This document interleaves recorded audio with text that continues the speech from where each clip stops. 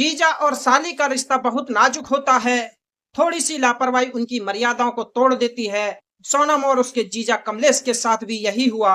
शादीशुदा सोनम पर जीजा के प्यार के रस का ऐसा असर हुआ कि सोनम कमलेश की दीवानी थी, इसलिए उसे न तो पति की परवाह थी और न ही परिवार की इज्जत की। इसी दीवानगी में एक रोज सोनम ने फोन पर कमलेश से बात की और उसे घर बुलाया। कुछ देर बाद कमलेश सोनम के घर आया तो वह अपनी चारपाई पर लेटी बार बार करवटें बदल रही थी। कमलेश उसकी बेचैनी भाप गया था। बेकरार कमलेश ने सोनम को गोद में उठाया और बिस्तर पर लिटा दिया। सोनम ने भी कसकर उसे जकड़ लिया। कमलेश की गर्म बाहों में गजब का जोश था। आनंद का मोती पाने के लिए वह सोनम के सवाब के सागर में गहराई में उतरता चला गया। एक दिन सर्वेश दुकान से थका हारा घर लौटा। उसने घर के भीतर कदम रखा तो उसके पैरों तले से जमीन जैसे खिसक गई। भरी दोपहर में सोनम और कमलेश रंग रलिया मना रहे थे।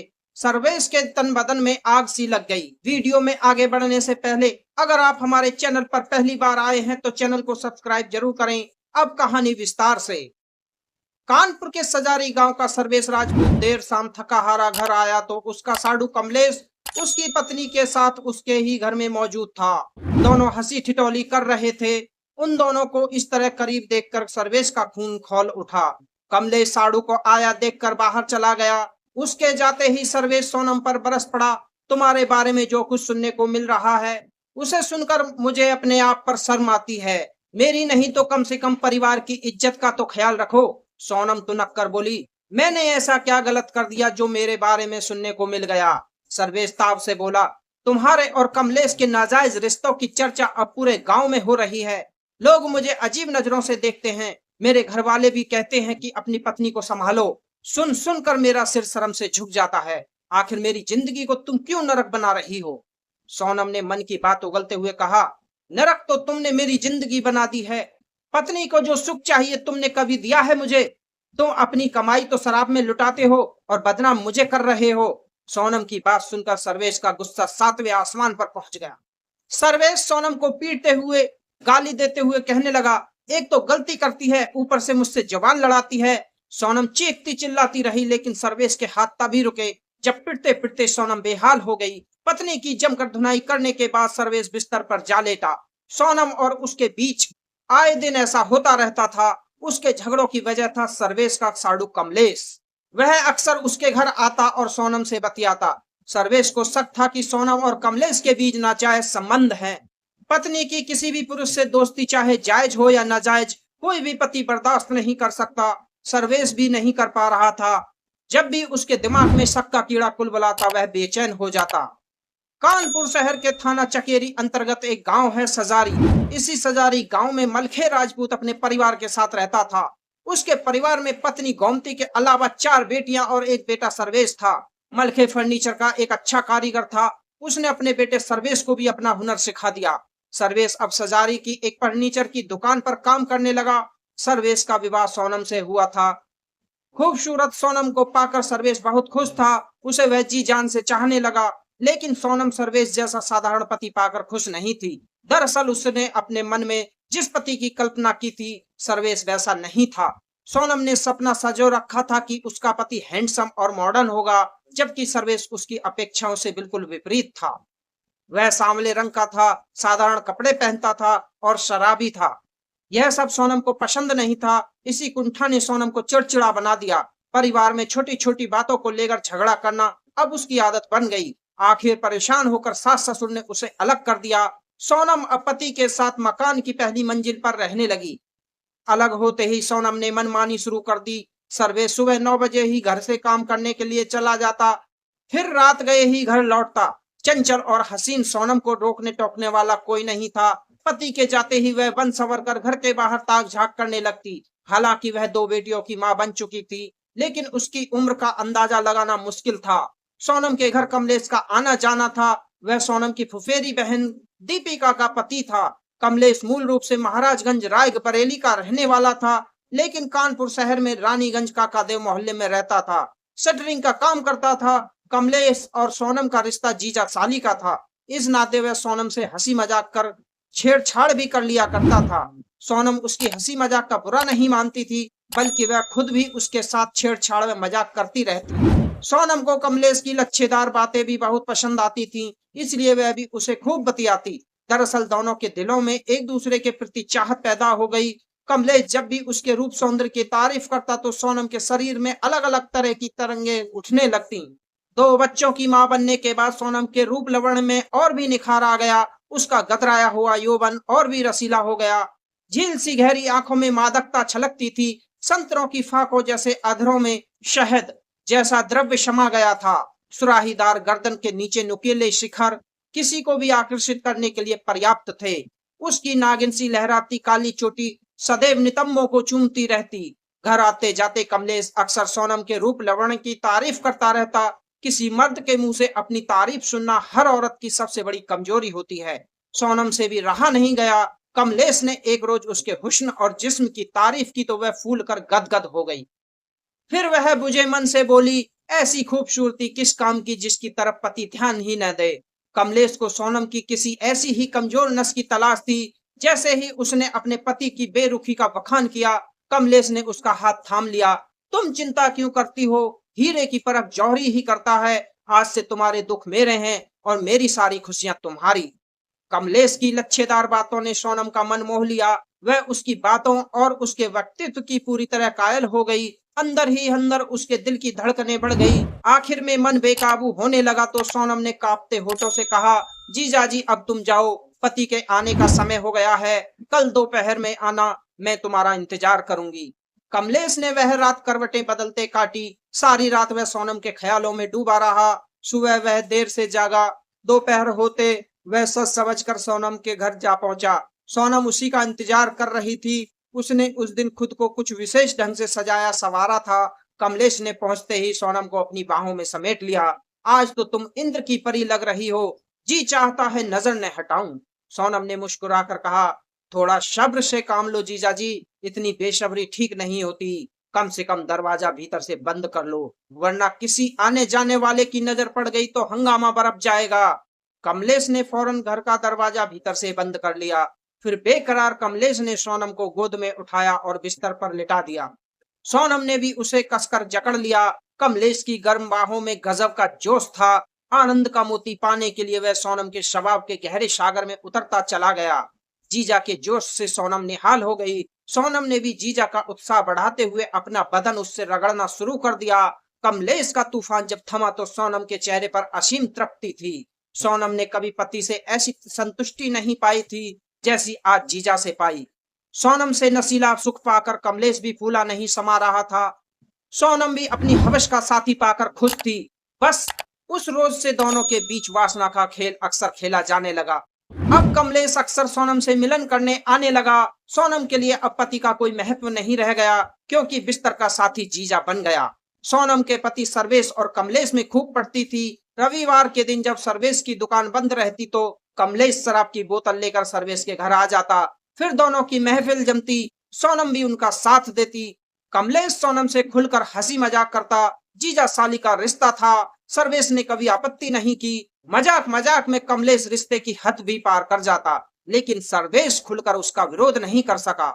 साड़ू के नाजुक रिश्ते की उसने हमेशा मर्यादा बनाए रखने की कोशिश की, लेकिन सोनम थी कि उसे जरा भी इस पर रिश्ते की परवाह नहीं थी। वह खुलकर कमलेश के उल्टे सीधे मजाकों के जवाब देती और उससे घुल मिलकर तरह तरह की बातें करती। सर्वेश ने कई बार सोनम को उसकी हरकतों के लिए आगाह किया, लेकिन वह हर बार सर्वेश को अपनी लगी लिपटी बातों से फुसला लेती और पति से कहने लगती, तुम भी न जाने क्यों शक करते हो, तुमसे कह चुकी हूँ कि मैं सिर्फ तुम्हारी हूँ और तुम्हारे अलावा किसी और की ओर देखना भी मेरे लिए अपराध है।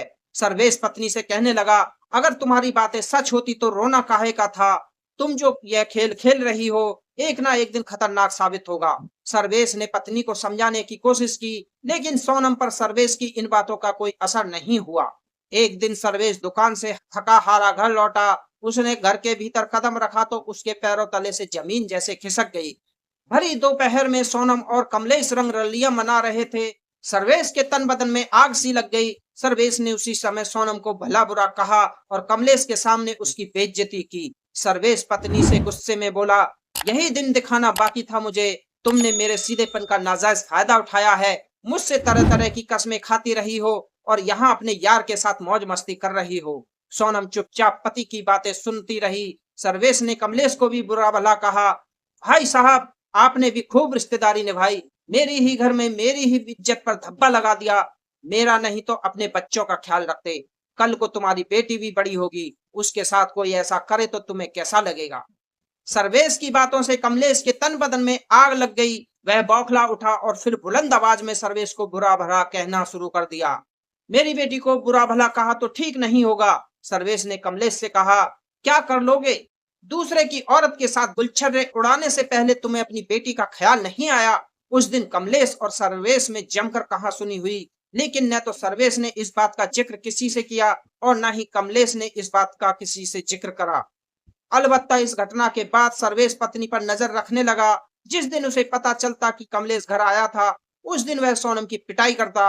अब तक सोनम और कमलेश के अवैध संबंधों की जानकारी सजारी गांव के लोगों को भी हो गई थी।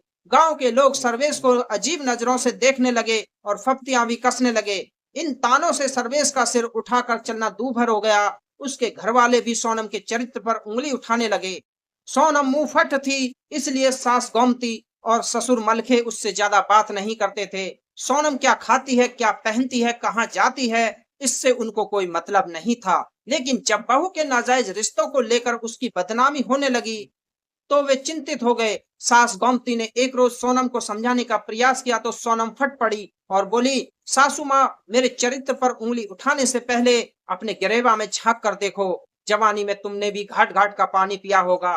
कमलेश घर आता है तो आप लोगों की छाती फटती है। वह मेरा जीजा है। जीजा साली का रिश्ता रसीला होता ही है।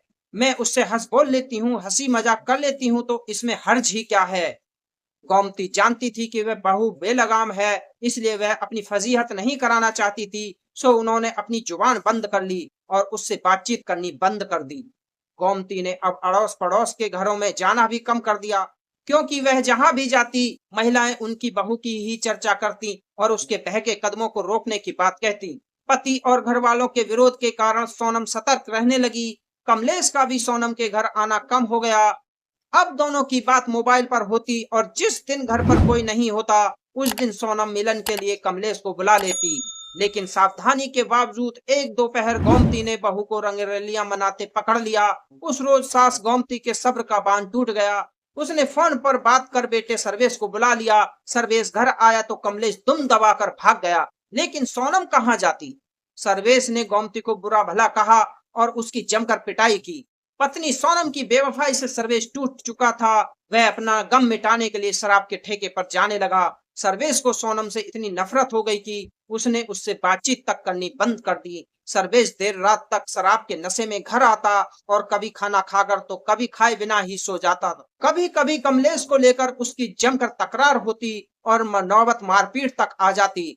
सोनम कमलेश की दीवानी थी, इसलिए उसे न तो पति की परवाह थी और न ही परिवार की इज्जत की। इसी दीवानगी में एक रोज सोनम ने फोन पर कमलेश से बात की, उसे घर बुलाया। कुछ देर बाद कमलेश सोनम के घर आया तो वह अपनी चारपाई पर लेटी बार बार करवटें बदल रही थी। कमलेश उसकी बेचैनी भाप गया। कमलेश और सोनम के बीच वार्तालाप होने लगी। कमलेश ने सोनम से पूछा, सोनम, तुम्हारी तबीयत ठीक नहीं है क्या? सोनम चारपाई से उठकर बैठ गई। वह पल भर तक कमलेश के चेहरे पर नजर जमाए रही, फिर सपाट शब्दों में बोली, जीजाजी, तुम मुझे प्यार करते हो कि नहीं? कमलेश कहने लगा, अरे यह भी कोई पूछने वाली बात है? कमलेश चारपाई से उठते हुए कहने लगा, तुम्हें मेरे प्यार पर यकीन नहीं है क्या? मेरी चाहत में कहीं कोई खामी नजर आई तुम्हें? उसने सोनम का चेहरा अपने हाथों में थाम लिया। सोनम कहती है, नहीं जीजाजी, मुझे तुम पर पूरा भरोसा है। लेकिन कमलेश कहने लगा, लेकिन क्या? सोनम बोली, तुम्हारी वजह से मेरा पति मुझे मारता पीटता है और तुम दुम दबाकर भाग जाते हो। आखिर तुम कैसे प्रेमी हो? कुछ करते क्यों नहीं? कमलेश ने मजबूरी जाहिर करते हुए कहा, तुम्हारा घर का मामला है, फिर वह तुम्हारा पति है, तुम पर उसी का हक है, मैं कर ही क्या सकता हूँ? सोनम बोली, विरोध तो कर सकते हो, फिर भी न माने तो? कमलेश ने आश्चर्य से पूछा, तो क्या सोनम? सोनम बोली, उसका इस दुनिया से ही काम तमाम कर दो, मार डालो उसे, ताकि मैं चैन से रह सकूं। कमलेश ने आश्वासन देते हुए कहा, ठीक है, जैसा तुम चाहती हो वैसा ही होगा। सोनम चैन की सांस लेते हुए बोली, मुझे तुमसे यही उम्मीद थी। सर्वेश फर्नीचर की दुकान पर काम करता था। वह अक्सर रात 10 बजे के बाद ही घर आता, लेकिन 18 फरवरी 2022 को वह शाम ढलते ही घर आ गया। उसने साफ सुथरे कपड़े पहने और सज सवर कर सोनम से बोला, मैं एक शादी में शामिल होने शहर जा रहा हूँ, सुबह ही आ पाऊंगा। पति की बात सुनकर सोनम मन ही मन खुश हुई। सर्वेश चला गया तो सोनम ने मोबाइल फोन पर कमलेश से बात की। जीजाजी, सर्वेश एक शादी में शहर गया है, आज की पूरी रात हमारी मिलन की रात है, तुम जल्दी घर आ जाओ। कमलेश ने शंका जाहिर करते हुए कहा, कहीं सर्वेश रात को घर लौट आया तो? सोनम उसे विश्वास दिलाते हुए बोलती है, तुम्हारी तो कागज से भी ज्यादा कमजोर है, जो एकदम फट जाती है। अरे भाई, जब वह कहकर गया है कि सुबह ही आ पाएगा, तुम निश्चित होकर आ जाओ। कमलेश उत्साह से बोला, तब ठीक है, मैं जल्द ही आ रहा हूँ। रात लगभग 11 बजे कमलेश सोनम के घर सजारी आ गया। अब तक सोनम के सास ससुर जो भूतल पर रहते थे सो गए थे। सोनम पहली मंजिल पर रहती थी। कमरे में पहुंचते ही कमलेश ने सोनम को बाहों में जकड़ लिया और फिर रंगरेलिया मनाने के लिए बिस्तर पर पहुंच गया। इधर रात को 1 बजे सर्वेश घर लौट आया। वह सीढ़ियां चढ़कर अपने कमरे में पहुंचा तो उसकी सांसें ठहर गईं। कमलेश और सोनम एक दूसरे में डूबे थे। यह देखकर सर्वेश का गुस्सा 7वें आसमान पर पहुंच गया। बात बर्दाश्त के बाहर थी। वह सोनम पर टूट पड़ा। उसने जैसे ही सोनम को मारने के लिए हाथ उठाया, कमलेश उसका हाथ पकड़कर मरोड़ते हुए बोला, खबरदार साड़ू भाई, जो हाथ उठाया चुपचाप चले जाओ, वरना। वरना क्या? कहते हुए सर्वेश ने सोनम को पकड़ लिया। यह देखकर कमलेश और सोनम सर्वेश पर टूट पड़े और उसे लात घूंसों से पीटने लगे। सर्वेश समझ गया कि उन दोनों के इरादे नेक नहीं है, इसलिए वह जान बचाकर कमरे से भागा। लेकिन कमलेश ने उसे चंद कदम की दूरी पर फिर से दबोच लिया। इसी समय सोनम पति की छाती पर सवार हो गई और गुस्से से बोली, मार डालो इस हरामी के पिल्ले को, यह जिंदा रहेगा तो हम दोनों के बीच बाधक बनता रहेगा। यह सुनते ही कमलेश के हाथ सर्वेश की गर्दन पर पहुंच गए। उसके बाद कमलेश और सोनम ने मिलकर सर्वेश का काम तमाम कर दिया। सर्वेश को मौत की नींद सुलाने के बाद रात 3 बजे दोनों ने मिलकर उसके शव को अपने मकान के पीछे खंडहर में फेंक दिया। फिर सुबह होने के पहले कमलेश फरार हो गया। सोनम भी कमरा दुरुस्त कर सो गई, जैसे कुछ हुआ ही ना हो। सोनम ने पति के मोबाइल को तोड़कर खंडहर की झाड़ियों में फेंक दिया। 19 फरवरी 2022 की सुबह पड़ोस का रहने वाला युवक राजू खंडहर में कूड़ा फेंकने गया तो उसने सर्वेश की लाश देखी। राजू ने इसकी खबर उसके घर दी तो घर में कोहराम मच गया। मलखे और गोमती तुरंत वहां पहुंचे और बेटे का शव देखकर फपक फपक कर रोने लगे। सोनम भी पहुंची और पति के शव के पास विलाप करने लगी। इसी बीच मलखे ने सर्वेश की हत्या की सूचना थाना चकेरी पुलिस को दी तो कुछ देर बाद चकेरी थाना प्रभारी मधुर मिश्रा, एएसपी मृगांक शेखर पाठक, एडिशनल डीसीपी ईस्ट राहुल मिठास और डीसीपी ईस्ट प्रमोद कुमार घटना स्थल पर आ गए। अधिकारियों ने मौके पर डॉग स्क्वाड तथा फोरेंसिक टीम भी बुला ली। पुलिस अधिकारियों ने घटना स्थल का बारीकी से निरीक्षण किया। सर्वेश की उम्र 32 साल के आसपास थी। उसके गले पर खरोच के निशान थे। ऐसा लग रहा था कि उसकी गला दबाकर हत्या की गई हो। फोरेंसिक और डॉग स्क्वाड टीम ने भी घटना स्थल पर जांच की तथा साक्ष्य जुटाए। निरीक्षण के बाद सबको पोस्टमार्टम हाउस भेज दिया गया।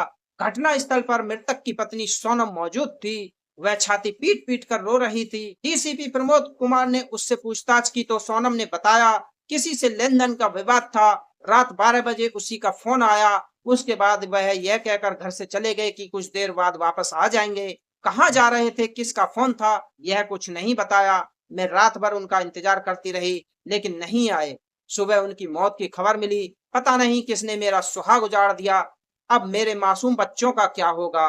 पुलिस ने जांच आगे बढ़ाई और मृतक के पड़ोसियों से पूछताछ की तो पता चला कि सोनम चरित्रहीन है। उसका नाजायज रिश्ता उसके जीजा कमलेश से है। सर्वेश की हत्या में इन्हीं दोनों का हाथ हो सकता है।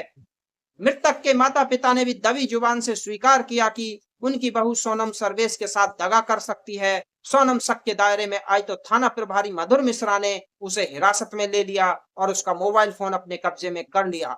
मधुर मिश्रा ने सोनम के फोन की कॉल डिटेल्स निकलवाई तो पता चला कि एक खास नंबर पर वह घंटों बातचीत करती थी। इस नंबर के संबंध में सोनम से पूछा गया तो उसने बताया कि यह मोबाइल नंबर उसकी फुफेरी बहन दीपिका के पति कमलेश का है। कमलेश शक के दायरे में आया तो पुलिस ने उसे नाटकीय ढंग से हिरासत में ले लिया।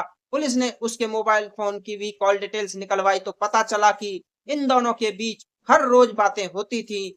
इसके अलावा घटना के समय सोनम और कमलेश के मोबाइल की लोकेशन भी घटना स्थल पर मिली। इसके बाद थाना प्रभारी मधुर मिश्रा ने सोनम और कमलेश से सख्ती से पूछताछ की तो दोनों टूट गए और सर्वेश की हत्या का जुर्म कबूल कर लिया। कमलेश ने पूछताछ में बताया कि सर्वेश की पत्नी सोनम से उसके नाजायज रिश्ता बन गया था। सर्वेश अवैध रिश्तों का विरोध करता था। घटना वाली रात सर्वेश ने उन दोनों को रंगे हाथ पकड़ लिया।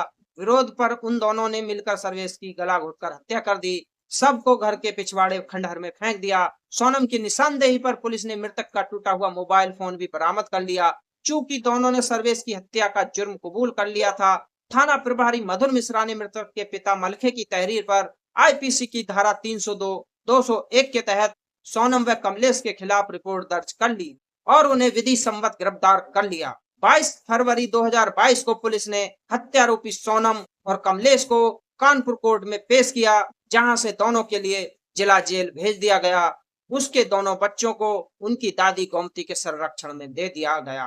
दोस्तों, इस पूरे घटनाक्रम को सुनाने का मुख्य उद्देश्य किसी की भावना को ठेस पहुंचाना नहीं है, किसी को परेशान करना नहीं है, किसी का दिल दुखाना नहीं है, बल्कि आपको जागरूक करना है, आपको सचेत करना है। जागरूक रहिए, सचेत रहिए, सावधान रहिए। आप जहां भी रहें अपना ख्याल रखें, स्वस्थ रहें। आज की वीडियो में इतना ही। वीडियो अगर अच्छी लगी तो वीडियो को लाइक, शेयर, कमेंट करें। अगर आप हमारे चैनल पर पहली बार आए हैं तो चैनल को सब्सक्राइब करें और घंटी वाले बटन को ऑल पर सेट करें, ताकि आगे आने वाली वीडियो का नोटिफिकेशन सबसे पहले आपको मिलता रहे। मिलते हैं दूसरी वीडियो में किसी नई कहानी के साथ। तब तक के लिए धन्यवाद।